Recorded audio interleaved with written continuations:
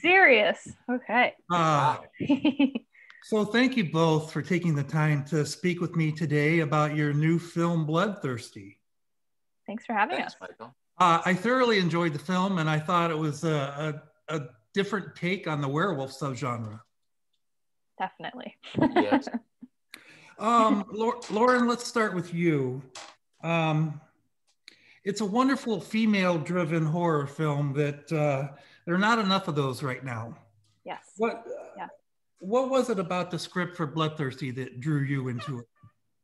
Yeah, so there were a lot of things about Bloodthirsty that spoke to me on a deep level.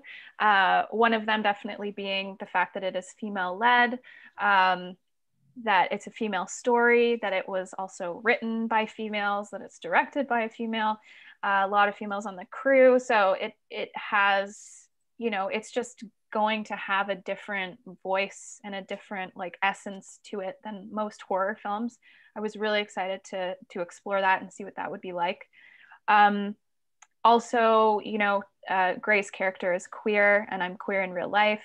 So to represent the queer community in this film was really awesome. And alongside Katharine Kingso, who's also queer in real life, the both of us getting to represent our community side by side was really awesome. And ultimately, the music aspect of it as well is what really sold me on this. It combines so many different things kind of effortlessly. Like I was saying earlier, that it's not a musical, but the music is so seamlessly worked into it. Yeah. That it elevates the whole story to this next level. I was really just honored to be a part of it.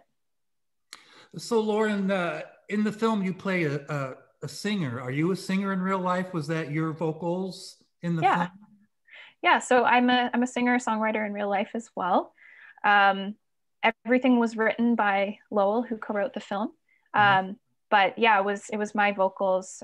So we actually got a lot of the vocals recorded because where we were shooting for a lot of the scenes was an actual recording studio. So we were actually recording a lot of the vocals live during the takes. So a lot of what you hear is actually just what we got on the day. There were a few scenes, I'm thinking specifically of the very ending scene at the piano during the concert where we went back after in post and redid a couple little things, tweaks here and there, and I actually got to work with Lowell on that, which was really awesome to be in the studio with her. But yeah, it was all me. It was awesome. a lot of pressure, but you're a great singer, I have to say. Thank you. All right, Greg, a question for you. You are such an amazing actor, and you've been in such a plethora of projects over the years.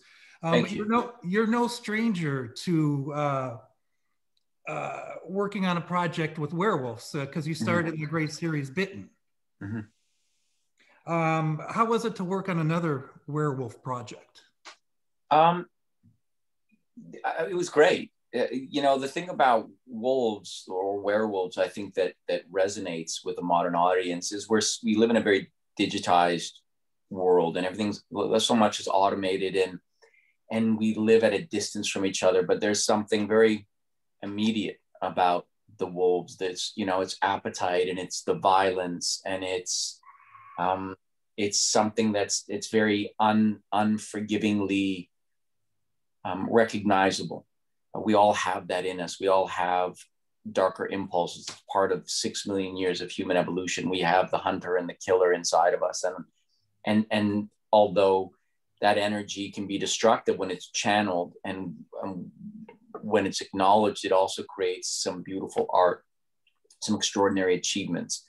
And I think that element of this story spoke to me, the idea of what is our responsibility to our art as artists, and what sacrifices one has to make if you're going to truly commit to being great at something.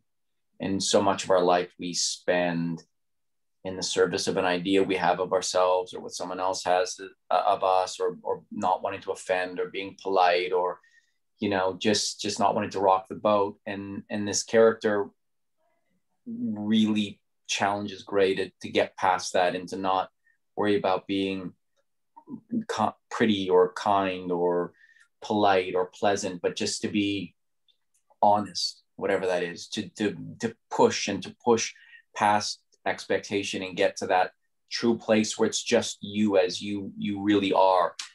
And that excites me. Like that idea excites me. And plus the whole genre is great. I mean, getting into the werewolf costume and the makeup and stuff. As a kid who, you know, once I used to change all the time as a little kid, and my mom asked, you know, why are you changing clothes so many times every day? And I said, well, I said, I don't like being me.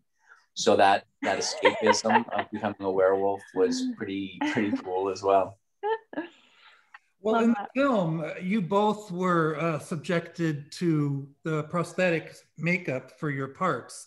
Did that enhance your ability to get into character? Plus, on the flip side, I know the prosthetic makeup experience is daunting for some people. How was it for you guys? Yeah, I think it 100% helps me get into character. We actually shot, well, a lot of my werewolf stuff and the actual transformation. I think it was the third day of shooting. But we also, you know, had a lot of the werewolf scenes with me in the first 2 days as well. So it was like, you know, I instantly got to set. I was immediately in that makeup chair getting made into a werewolf. And I was like, okay, this is happening. So it was very awesome as an actor to have the practical effects and not have to just, you know, imagine what you think they're gonna make you look like in CGI. You know, it's easier to match your acting to how you look. You know, you have a lot more to work with. So that was a great experience for me. And sorry, what was the second part of your question? Well, was it daunting for you to have? I know it was rather minimal prosthetics for the film. Yeah, it wasn't like a full furry suit, which I think was Amelia's vision from the get-go, that she wanted these werewolves to be more human. She wanted them to almost be like a hybrid of human and werewolf, wherein you can see us emoting through the makeup. You can see the two existing at the same time. And it makes us sympathize with them more. It makes us, you know, have more like understanding for these characters. So yeah, it definitely was a bit daunting at times, but then once you're actually in that full makeup and, you know, being those characters, it's all worth it. It's so fun. Cool. Yeah. Yeah, no, I felt very similar because the makeup again was practical makeup as opposed to CGI. You're recognizably yourself, and I think that's an important element of this story, is that the wolf is still you. And when you would look at yourself in the mirror and you were built up in the, you know, the cranium and the eyes and the fangs, it was, you know, it was jarring but not unfamiliar. And I think that was kind of exciting because it changed the way your body would move. And there was a scene when you're as the wolf on the hunt chasing someone down. It felt very, it tapped into something elemental. I think we all have that echo of the hunter in our not so distant past, and you felt that in a real way. And then that also influenced everything else, because the same, you know, you're sitting without the makeup in a chair doing a scene, but you know that that's in you and you know that can come out. So there's a power. It's like someone just has a power with them all the time. And that secret's powerful. Very nice. Well, Greg, Lauren, I know I run myself out of time here, and I just want to say I really appreciate both of you taking the time to speak with me today. I love the film. I thought you both did a fantastic job in it, and I really wish you luck on the film. I hope it does well. Thank you very much, Michael. Well, thank you so much. Have a good rest of your day. Yeah, You too. You too.